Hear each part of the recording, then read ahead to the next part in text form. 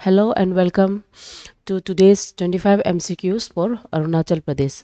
ये 25 MCQs जो अरुणाचल का है वो आपका जितना भी static parts of Arunachal Pradesh है उसका डिस्कशन है। और ये जो आपका बेसिकली बायोडाइवर्सिटी का टॉपिक का बेस में है। और ये बायोडाइवर्सिटी का पार्ट 2 है, पार्ट 1 ऑलरेडी हम लोग कंप्लीट कर चुका है। ठीक है। So the first question is scientific name of the state animal mithun. ये बहुत कॉमन क्वेश्चन है, ज़्यादातर हम लोग सबको मालूम है स्टेट एनिमल मिथुन है, लेकिन उसका साइंटिफिक नेम एग्जाम में पूछने से समटाइम्स हम लोग कंफ्यूज हो जाता है। साइंटिफिक नेम है बोर्स प्रोंटालिस। ठीक है। ब्रोस प्रोंटालिस के बारे में थोड़ा सा डिटेल अगर हम देखेगा, इसको हम लोग गयाल है ना, या तो हम इसको ड्रंक ऑक्स, ये सब उसका नाम है, नाम दिया जाता है। और ये एक लार्ज सेमी डोमेस्टिकेटेड एनिमल्स है, जो आपका ज़्यादातर जितना भी foot hills of the Himalaya जो रेंजेस है वहाँ पे इसको पाया जाता है।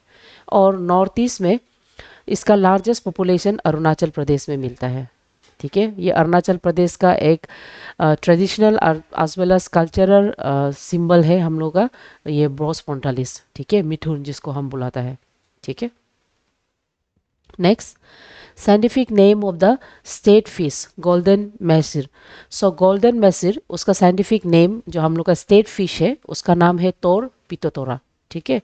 ये तोर पितोतोरा ये बहुत ही एंडेंजर्ड है ना, एंडेंजर्ड स्पीसीज है, एंडेंजर्ड फिश स्पीसीज है। उसके अलावा ये एक ऐसा फिश है जो आपका रैपिड स्ट्रीम जो होता है, रैपिड स्ट्रीम में पाया जाता है। ठीक है। रैपिड स्ट्रीम में around temperature from 5 degree Celsius to 25 degree Celsius का जो टेम्परेचर है वहाँ में इसको पाया जाता है। ओके। उसके बाद आता है question number 3, scientific name of the state bird hornbill. ये हॉर्नबिल जो स्टेट बर्ड है इसका साइंटिफिक नेम क्या है? ठीक है। इसका साइंटिफिक नेम है ब्यूसिरस बाइकॉर्निसिस। ये ब्यूसिरस बाइकॉर्निसिस जो है ये state bird of the Arunachal Pradesh and as well as state bird of the Kerala भी है। ठीक है। State bird of the Kerala भी ये है, दोनों का ये स्टेट बर्ड है। लेकिन you have to remember Nagaland में हॉर्नबिल फेस्टिवल होने के बाद भी हॉर्नबिल जो वहाँ का स्टेट एनिमल नहीं है, बल्कि हॉर्नबिल में बहुत ही हाईली रिजर्व्ड बर्ड माना जाता है बाय द ट्राइबल कल्चर्स। ठीक है।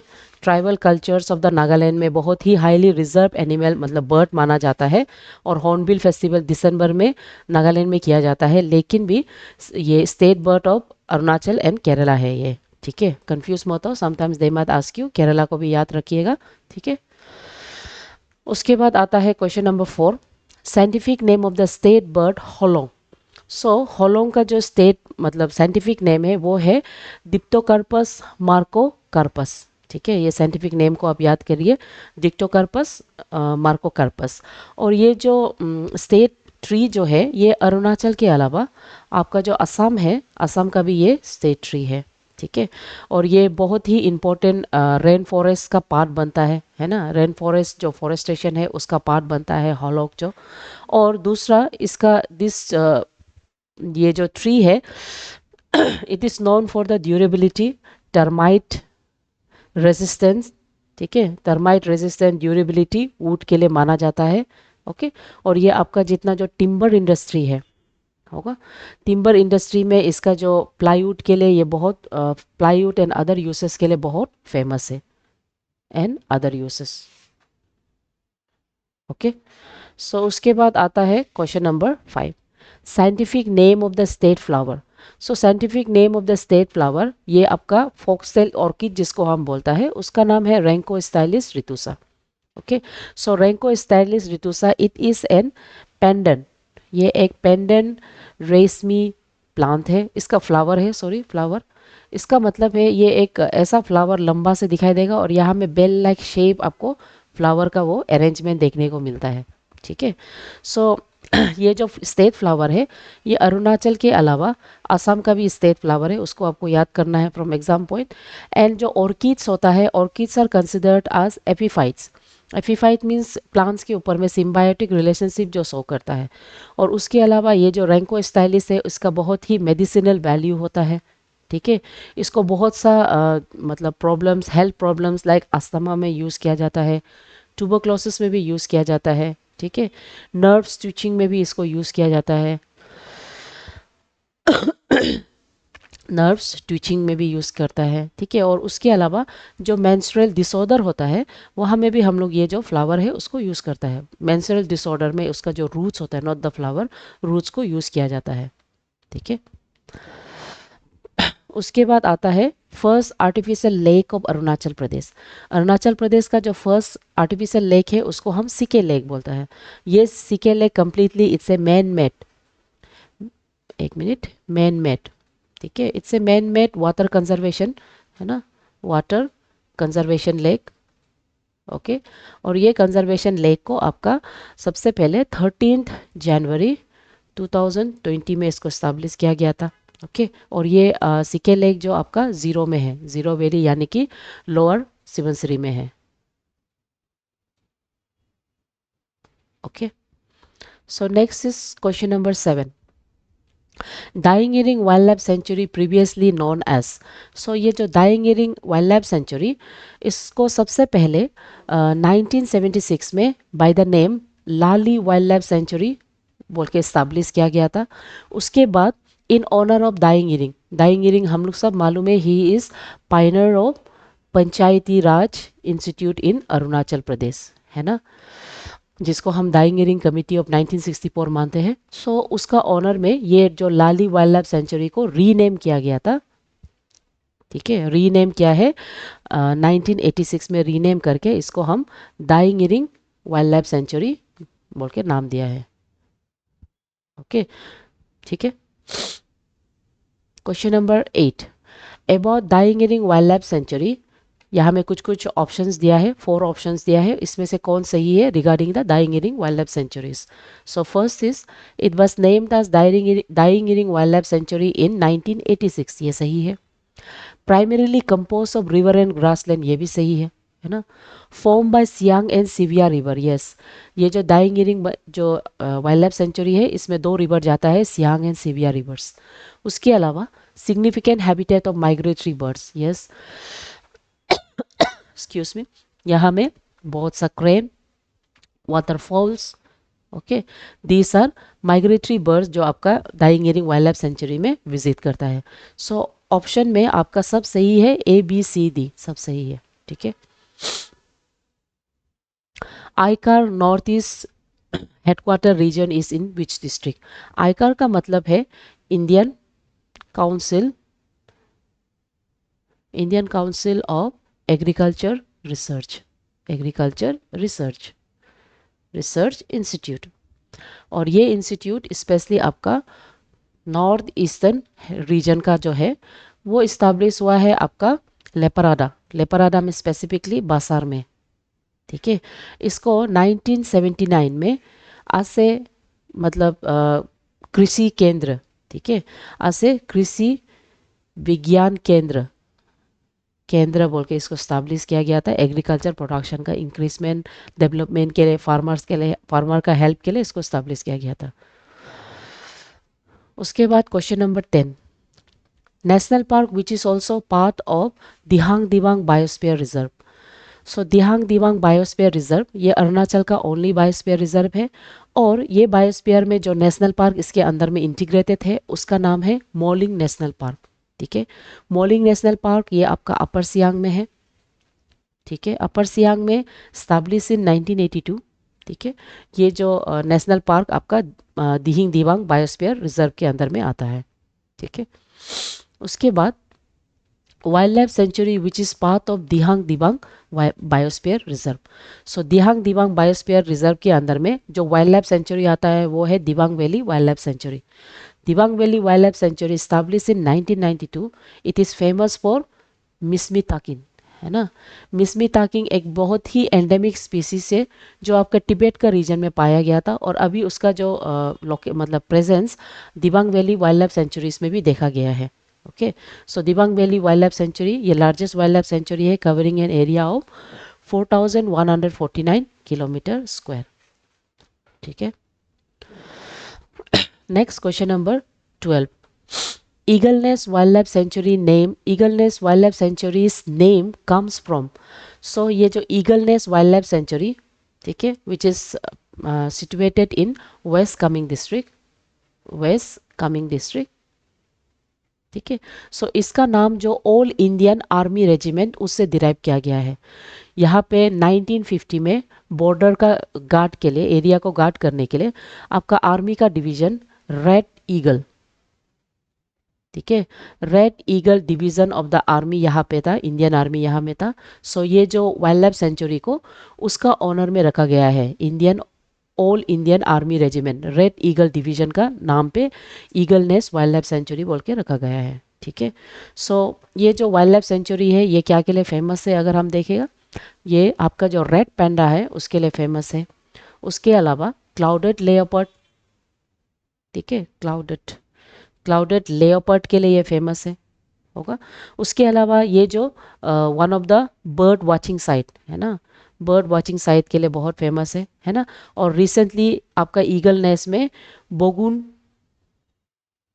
ल्योप छल इसका डिस्कवरी हुआ है, जो कि बहुत ही इंपॉर्टेंट एंडेमिक स्पीसीज है। Okay, newly discovered species Bompu litter frog specific to which wildlife sanctuary in Arunachal Pradesh. So ये जो बोम्पुक लीटर फ्रॉक है इसका डिराइवेशन, नेम का डिराइवेशन आपका कन्नड़ लैंग्वेज से आता है। ठीक है, कन्नड़ लैंग्वेज में स्लिपरी है ना, स्लाइमी विस्कस सब्सटेंस जो होता है उसको वो लोग बोम्पू बोलता है। ठीक है, उसके अलावा आपका जैंग बुद्धिज्म में ये बोम्पू का मतलब है common human being, common man, common person. ठीक है, सो ये डिराइवेशन है ये मतलब का। और इसको सबसे पहले आपका eagle nest wild life sanctuary जो वेस्ट कामिंग में है वहाँ में डिस्कवर्ड किया हुआ है। ठीक है, next question number 14, in which of the following is the species red panda not found in Arunachal Pradesh. Arunachal Pradesh में most of the wildlife sanctuary as well as national park में भी रेड पैंडास देखने को मिलता है। जैसे ईगल नेस्ट में तो है, मोलिंग नेशनल पार्क में है, मियाओ में भी देखा गया है।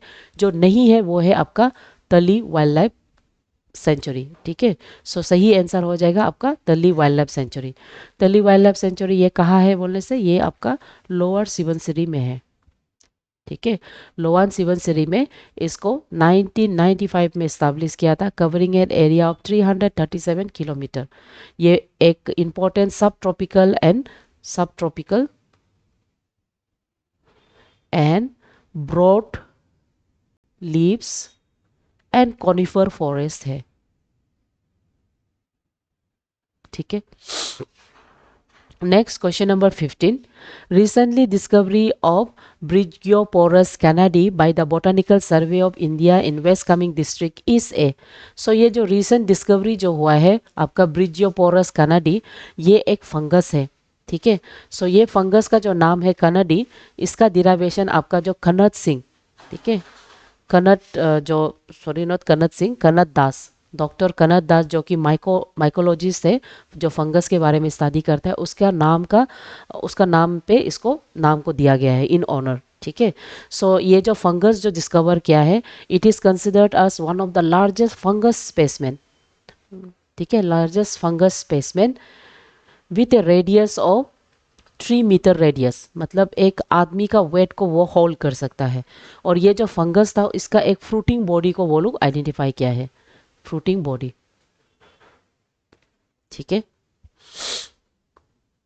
Next, hornbill nest adoption programme initiative establish in which forest reserve of Arunachal प्रदेश।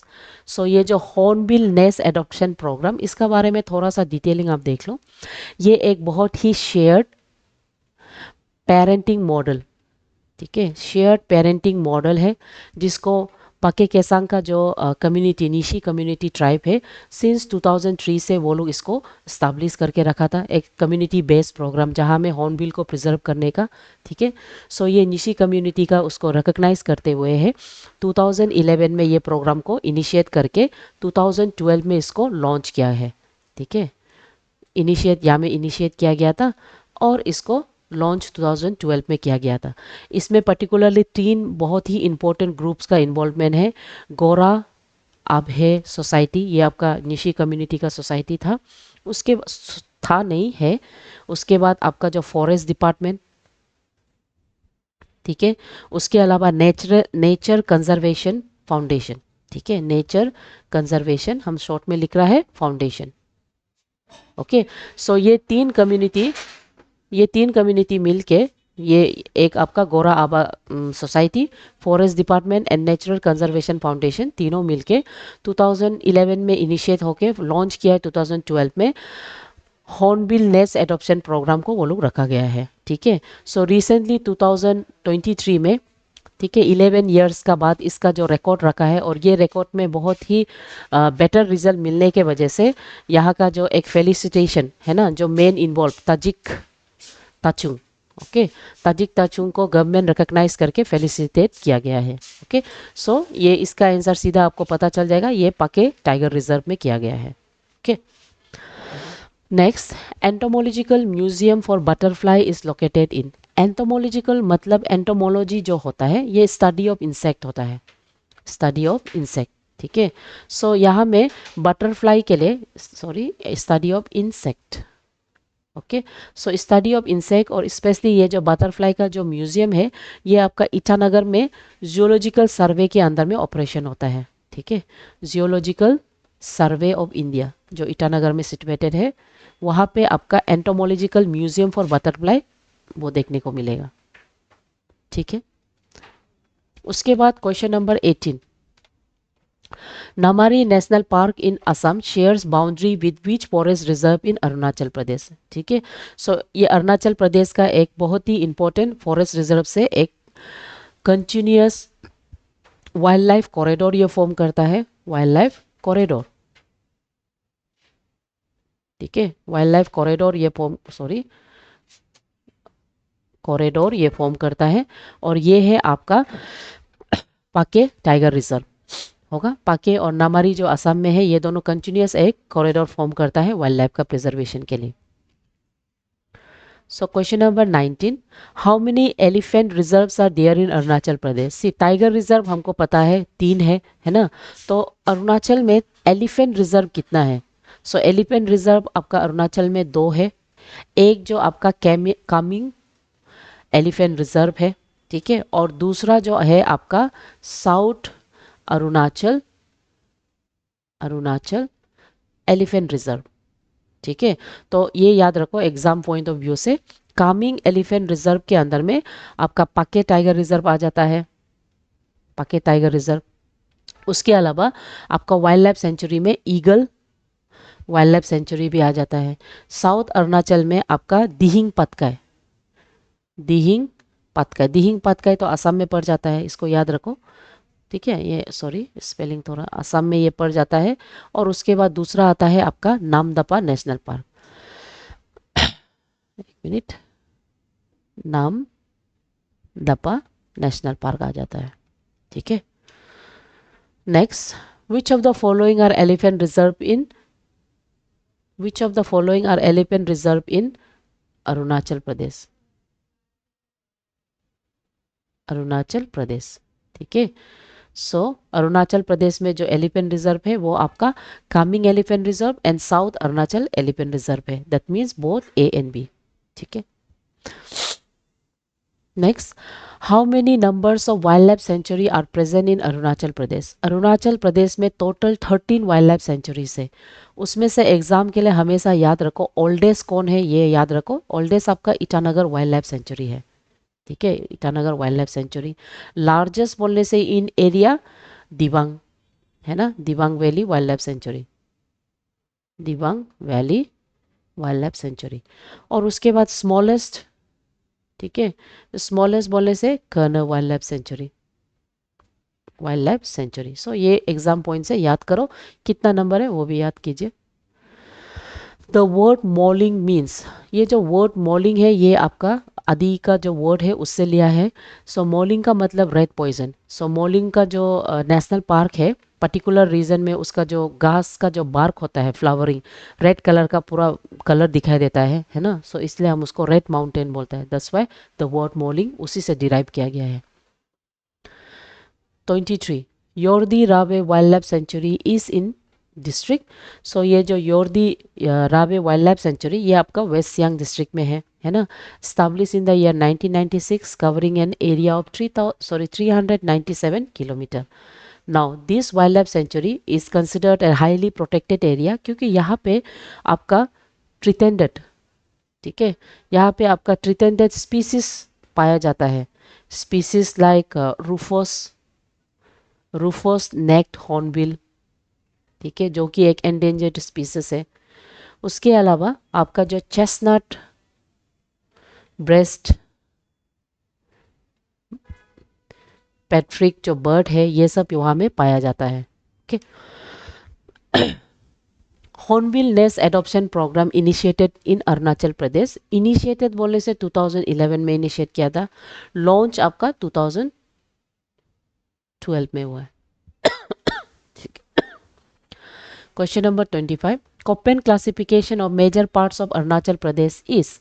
ये क्वेश्चन आपका लास्ट ईयर का 2024 का APPSC प्रीलिम्स का क्वेश्चन है, ठीक है। So Arunachal Pradesh Köppen classification वो डिफरेंट जोन क्लासिफिकेशन देता है based on the climatic condition.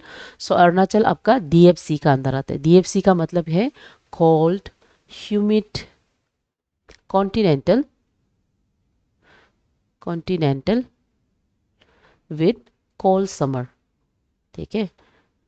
सो जिसका ये कैरेक्टरिस्टिक फीचर है उसको अल्फाबेटिकली क्लासिफाई किया जाता है। सो ये है अरुणाचल प्रदेश का। ओके, सो आज का 25 MCQs आपका इतना ही है। सो आई होप आपको समझ में आया है। अगर कुछ भी डाउट है आप काइंडली गिवन नंबर पे आप कांटेक्ट कर सकता है, ठीक है। So thank you.